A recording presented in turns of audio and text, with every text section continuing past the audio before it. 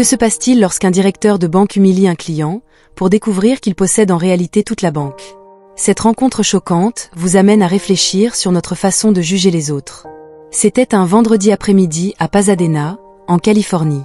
Le soleil se couchait lentement derrière les montagnes, projetant de longues ombres sur le TD. Elia Carter, un entrepreneur de 41 ans reconnu pour son approche novatrice des services bancaires communautaires, achevait une semaine bien remplie ce jour-là. Il ne s'agissait pas de réunions en salle de conférence ou de costumes d'affaires, mais simplement de récupérer quelques documents dans l'une de ses succursales. Vêtu d'un jean confortable et d'un sweat à capuche, Elia entra dans la succursale de la Western Gateway Bank, l'un des 25 établissements qu'il possédait. L'agence était animée, les clients discutaient tranquillement, le bruit des claviers résonnait et l'imprimante à la réception fonctionnait. Elia salua amicalement le garde de sécurité en passant, ses yeux scrutant la mise en page de The Familiar. Le directeur en service, une femme au caractère bien trempé nommée Allison Parker, se tenait à son bureau au fond, vêtue d'un blazer sur mesure et affichant une attitude autoritaire. Elle semblait absorbée par une conversation avec un autre employé. Elia s'approcha du comptoir, salua le jeune caissier et demanda à récupérer quelques documents notariés qu'il avait laissés en sécurité plus tôt dans la semaine, avant même que le caissier puisse répondre. Allison remarqua l'interaction et se précipita vers l'avant, ses talons claquant sur le sol poli. Ses yeux se posèrent sur Elia, se rétrécissant légèrement. « Puis-je vous aider avec quelque chose ?» demanda-t-elle d'un ton tranchant, comme si sa présence était un fardeau.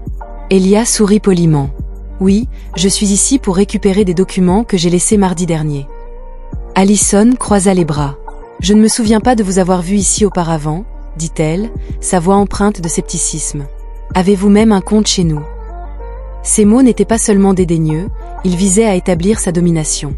Les clients dans la file derrière Elia échangèrent des regards, percevant la tension, mais Elia garda son calme et répondit de manière posée. « En fait, je fais des opérations bancaires ici depuis des années, mais... » Allison l'interrompit.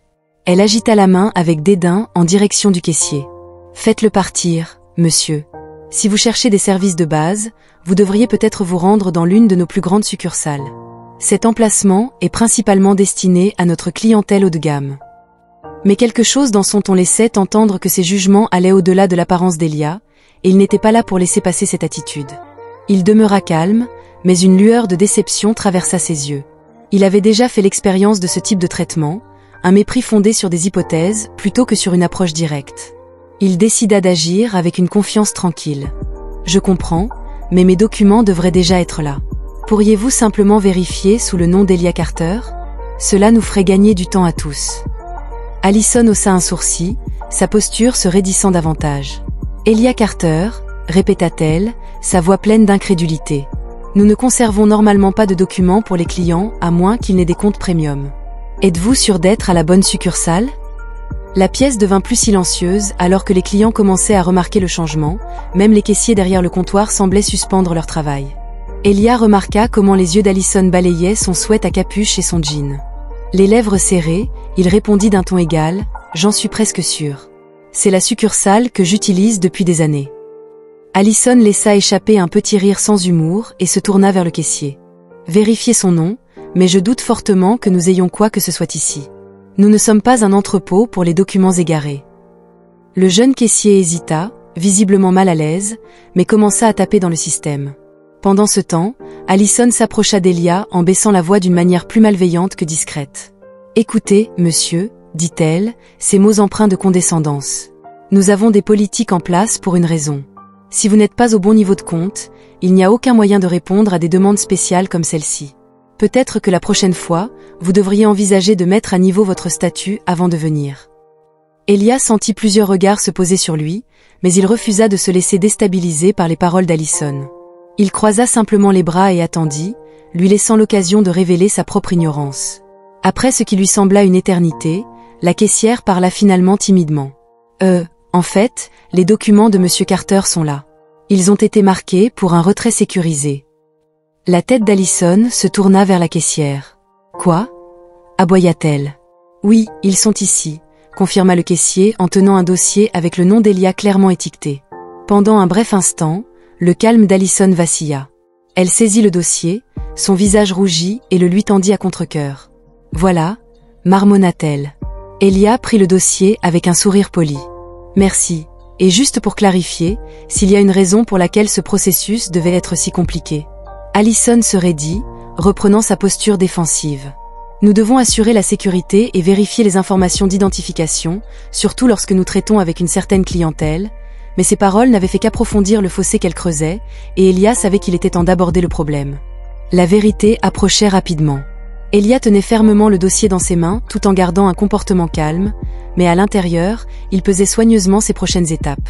Il avait passé des années à construire la Western Gateway Bank non seulement comme une institution financière, mais aussi comme un symbole d'inclusion et d'opportunité pour tous. Ce moment ne le concernait pas seulement lui, il s'agissait d'aborder un problème plus profond. Le comportement d'Allison représentait une respiration mesurée. Il regarda Allison droit dans les yeux. « Vous savez, j'apprécie votre souci de sécurité, mais je ne peux m'empêcher de me demander s'il s'agissait vraiment de vérifier les informations d'identification ou d'autre chose. » La question flottait dans l'air comme une arme chargée. Les lèvres d'Allison se resserrèrent alors qu'elle regardait autour d'elle, réalisant l'attention croissante des autres clients. Certains se déplaçaient mal à l'aise, tandis que d'autres observaient avec intérêt, sentant que quelque chose d'important était sur le point de se produire. Allison redressa son blazer et força un sourire crispé. « Monsieur, nous suivons le même protocole pour tous nos clients. Il n'y a pas besoin de prendre cela personnellement. » Elia hocha légèrement la tête. « Je comprends. Puisque vous êtes si attaché au protocole, permettez-moi de me présenter formellement. » Il fouilla dans sa poche et en sortit une carte de visite élégante, la lui tendant avec une précision délibérée. Allison hésita, puis prit la carte. Ses yeux la parcoururent et son expression confiante se brisa presque instantanément. Les lettres en gras en haut indiquaient « Elia Carter, fondateur et PDG de Western Gateway Bank ». Son visage perdit toute couleur, et elle balbutia « Vous êtes le PDG ».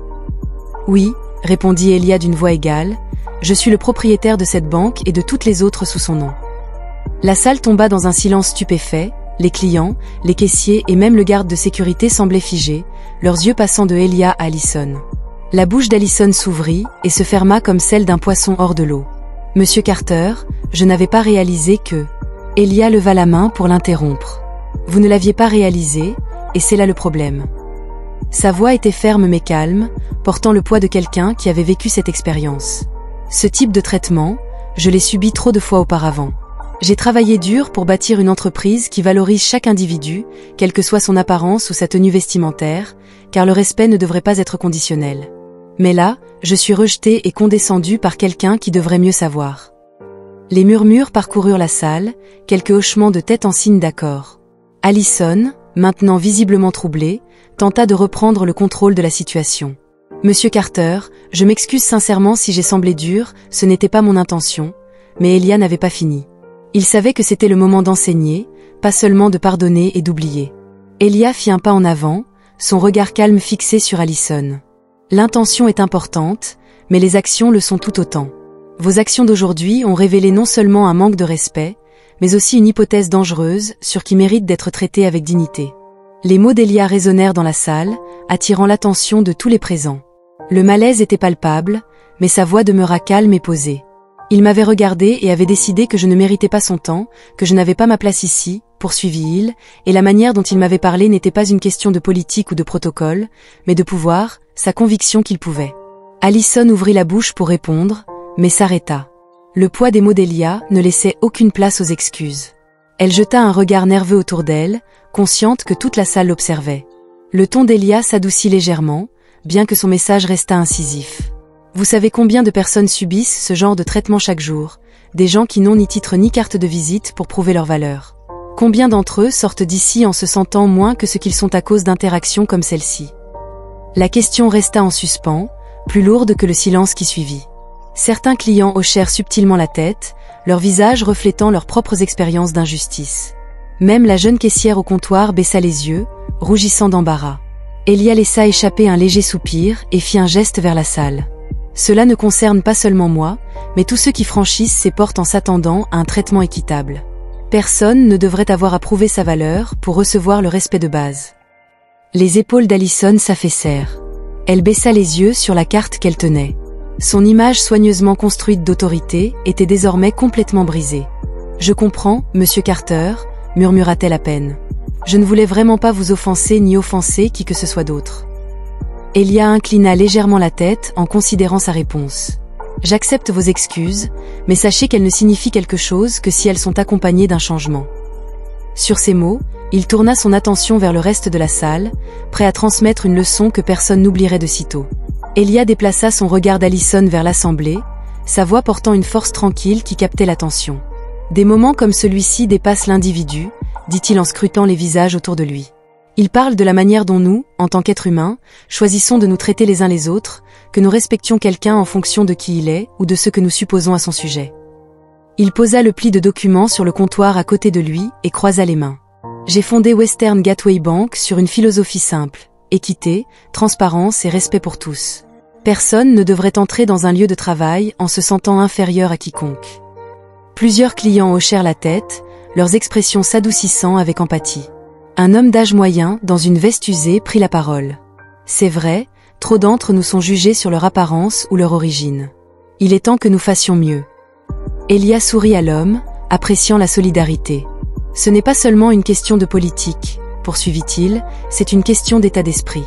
Il s'agit de nous empêcher de porter des jugements hâtifs qui peuvent blesser ou rabaisser autrui.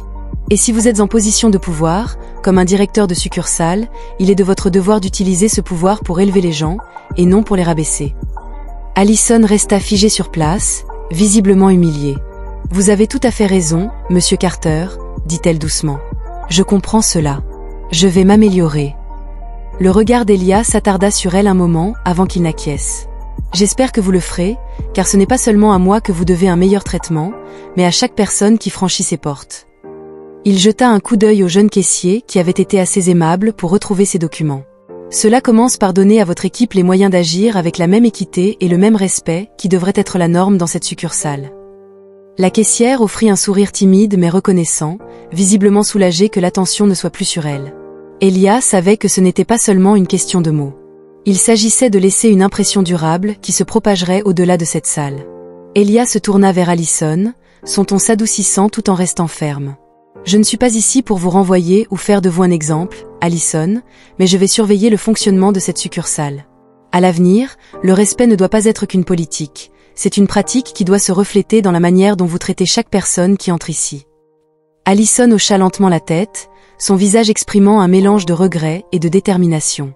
Je comprends, monsieur Carter, merci de m'avoir donné l'occasion de m'améliorer. Je ne vous décevrai pas. Satisfait mais pas trop indulgent, Elia reporta son attention sur l'assemblée. À tous ici présents, dit-il en élevant légèrement la voix, merci pour votre patience. J'espère que ce qui s'est passé aujourd'hui servira de rappel pour nous tous, non seulement dans cette banque, mais dans la vie. Le respect ne dépend pas des titres, des vêtements ou des suppositions, il provient de la manière dont nous choisissons de nous voir et de nous traiter les uns les autres. Un murmure d'accord parcourut la salle. Certains sourirent tandis que d'autres lui firent de petits hochements de tête d'encouragement. Une femme âgée près du fond de la file leva légèrement la main et dit qu'il était bon de voir quelqu'un défendre ce qui est juste. Elia lui offrit un sourire chaleureux, puis attrapa son dossier sur le comptoir. « Merci madame, et rappelez-vous que nous avons tous le pouvoir de défendre ce qui est juste, même dans les plus petits moments. » Sur ces mots, Elia se retourna et adopta une attitude décontractée, tout aussi stable que lorsqu'il était arrivé. Alors qu'il sortait par la porte, il jeta un dernier coup d'œil en arrière, croisant le regard d'Allison une dernière fois. Elle parlait déjà doucement à son équipe, sa posture moins rigide et plus réfléchie, mais Elia savait que ce n'était que le début. Le changement commence par des moments comme celui-ci, mais il grandit avec les actions qui suivent. Alors qu'Elia sortait dans la lumière déclinante du soleil, il ressentait une satisfaction tranquille, non pas en affirmant son autorité, mais en sachant qu'il avait semé une graine de changement. Cette rencontre n'était pas une question de vengeance ou de pouvoir, mais de créer un moment de réflexion qui pourrait se propager à travers la succursale et au-delà. Des moments comme ceux-ci rappellent les moyens simples, mais efficaces par lesquels nous pouvons remettre en question les hypothèses et tenir les autres responsables. Elia espérait qu'Allison, son équipe et même les clients témoins de cet échange appliqueraient cette leçon dans leur propre vie. Le respect ne dépend pas de l'apparence, de l'origine ou du titre d'une personne. Il s'agit de la manière dont nous traitons les gens, non pas en fonction de qui ils sont, mais de qui nous sommes. Pour tous ceux qui assistent à cette histoire, rappelez-vous que chaque interaction est une occasion de faire en sorte que quelqu'un se sente vu, valorisé et respecté. Offrir de la dignité ne coûte rien, mais sa valeur est incommensurable. Demandez-vous si vous traitez les gens comme vous aimeriez être traités, si vous remettez en question vos propres hypothèses et si vous contribuez à un monde où le respect est accordé librement et équitablement. Si cette histoire vous a touché, prenez un moment pour réfléchir, partagez-la avec quelqu'un qui pourrait avoir besoin de ce rappel et abonnez-vous pour d'autres histoires qui inspirent la réflexion et le changement, car la manière dont nous traitons les autres définit qui nous sommes et le monde que nous construisons ensemble.